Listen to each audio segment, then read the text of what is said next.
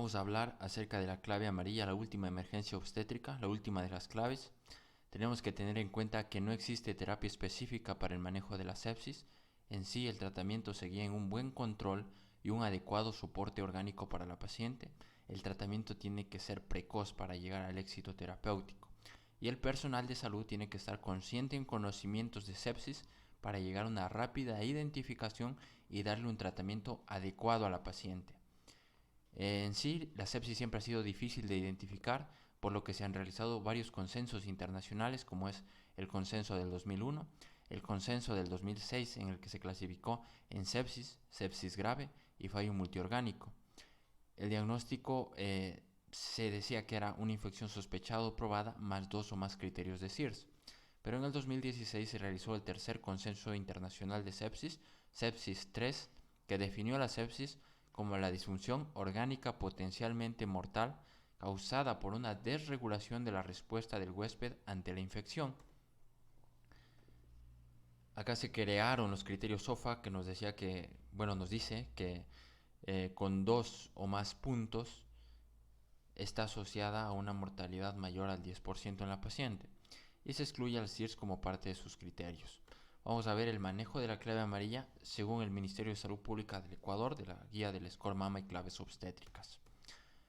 Entonces, como sabemos, siempre en nuestro equipo va a actuar un coordinador, un asistente 1, un asistente 2 y el circulante. Como dijimos en las anteriores claves, esto va a depender de acuerdo al nivel de atención. Por ejemplo, en un primer nivel de atención pueden actuar hasta 2 personas en la clave obstétrica, pero ya en un segundo o tercer nivel de atención, mínimo actúan 2 personas y máximo 4 personas. El coordinador va a ser la persona capacitada en claves obstétricas, que va a ser el líder del grupo. Va a estar ubicado en la parte inferior de la paciente, a nivel de la pelvis, a nivel del útero de la paciente. El asistente 1 va a estar ubicado en la cabecera de la paciente. El asistente 2 va a estar ubicado a un lado de la paciente. Y el circulante va a estar circulando. El asistente 1, el asistente 2 y el circulante igual son personas identificadas y capacitadas en claves obstétricas. En sí, cada uno de estas personas del personal de salud tienen actividades propias, como son: el coordinador va a organizar el equipo y verificar continuamente las funciones de los asistentes y del circulante, va a definir conductas a seguir dependiendo de la evolución clínica de la paciente, va a clasificar el grado de severidad del compromiso de la gestante, síndrome de respuesta inflamatoria sistémica, sepsis o choque séptico obstétrico, con la información de los signos vitales y el score MAMA. Va a buscar la causa del síndrome de respuesta inflamatoria sistémica, sepsis o choque séptico. Si la paciente estuviera hospitalizada, se inicia con el análisis de la historia clínica y revisión de exámenes. Va a evacuar vejiga previa antisepsia y colocar catéter urinario para medición de excreta urinaria y toma de muestra de orina. Va a tomar decisión de traslado o asumir el caso de acuerdo a la capacidad resolutiva del establecimiento de salud.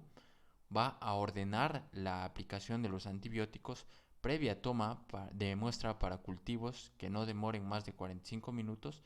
Caso contrario, iniciar tratamiento empírico y va a brindar la información requerida para los familiares o acompañantes de la paciente a través del circulante. El asistente 1 va a explicar a la paciente brevemente los procedimientos a seguir y brindar confianza. Va a permeabilizar la vía aérea. Va a suministrar oxígeno suplementario para conseguir una saturación mayor al 90%.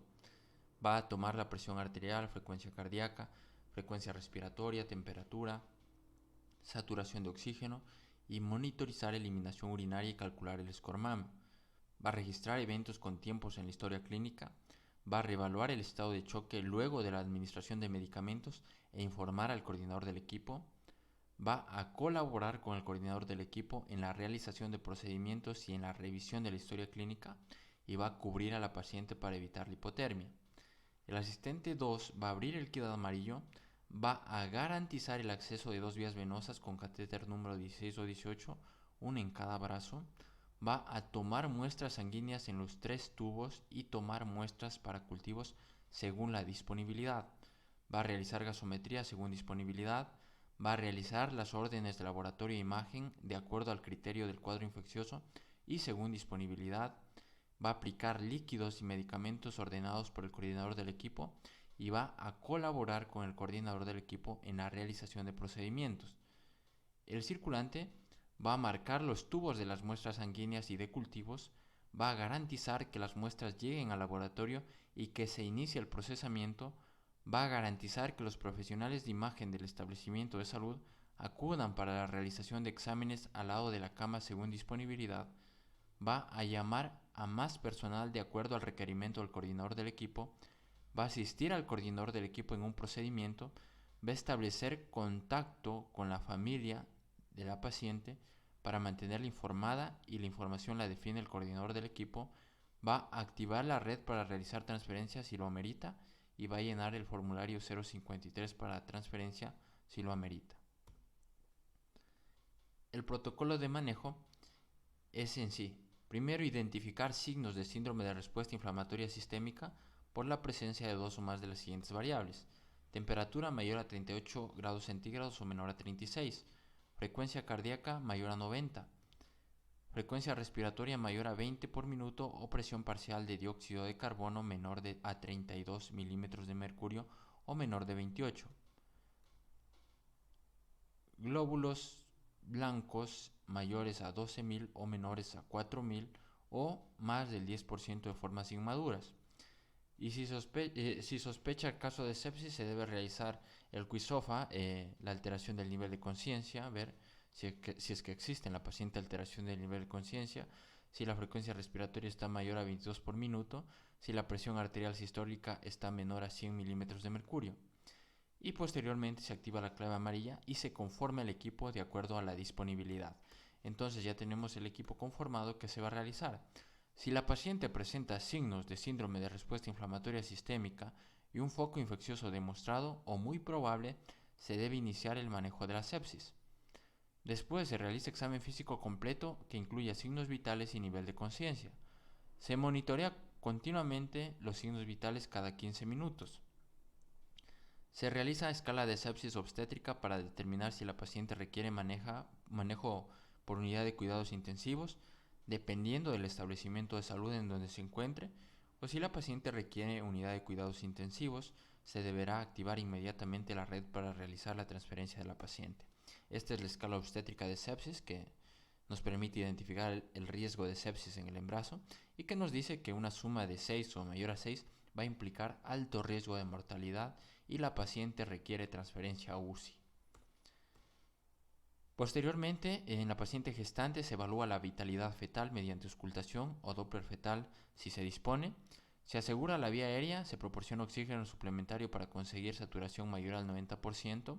Se asegura 2 accesos venosos con catéter número 16, número 18 o 20. Se coloca catéter urinario con bolsa de recolección. Y una vez definido el diagnóstico de sepsis, se establecen las metas de la reanimación dependiendo del nivel de resolución. No hay que retrasar el traslado y se inicia la reanimación.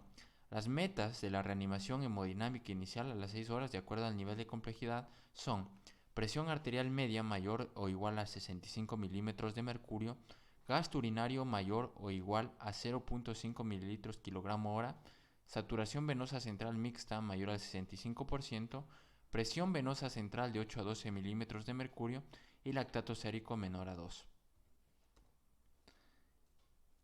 Después se inicia administración de líquidos cristaloides con un bolo inicial de 30 ml kilogramo en caso de hipotensión o signos de hipoperfusión, que son los que vemos ahí, y se revalora la respuesta hemodinámica. Posteriormente se administra protector gástrico, que puede ser la ranitidina o el omeprazol. La ranitidina en dosis de 50 miligramos intravenosos cada 8 horas y el omeprazol en dosis de 40 miligramos intravenosos cada 12 horas según la disponibilidad. Y se deben realizar los exámenes de laboratorio, que son una biometría hemática completa con contagio de plaquetas, TP, TTP, grupo sanguíneo y factor RH, lactato sérico, función renal y hepática, glucemia, fibrinógeno, hemo, urocultivo, hemocultivos para anaerobios y aerobios, cultivo de nasofaringe y secreción vaginal y gasometría arterial. Después se inicia administración de antibiótico de amplio espectro en la primera hora de atención, sin que la obtención de los cultivos retrase su administración. Caso contrario, se inicia tratamiento empírico con monoterapia de amplio espectro según el nivel de atención. Existen varios esquemas.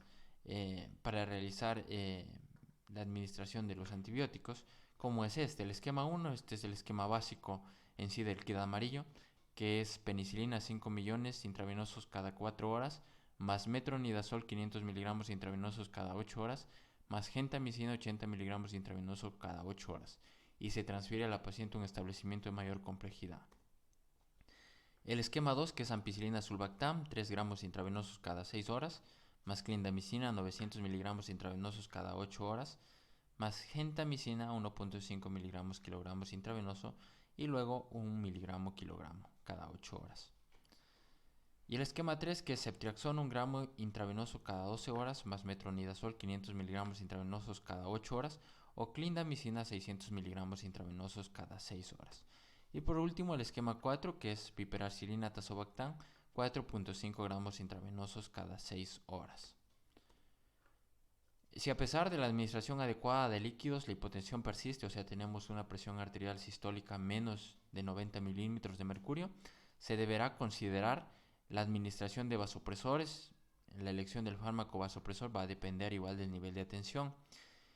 Se prepara la dopamina para infusión, se inicia dosis de 10 microgramos kilogramos minuto, y se puede preparar la norepinefrina para infusión y inicia de manera progresiva desde la dosis más baja, que la preparación sería 4 miligramos, o sea, una ampolla más 250 ml de dextrosa al 5% en agua o solución salina al 0.9%.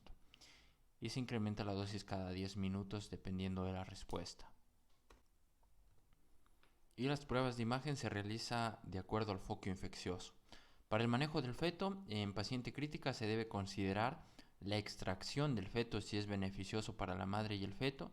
La decisión sobre el tipo de procedimiento será evaluado por el ginecólogo de mayor experiencia, con la posterior consulta con la madre para la toma de la decisión, dependiendo el estado materno, la edad gestacional y la viabilidad fetal.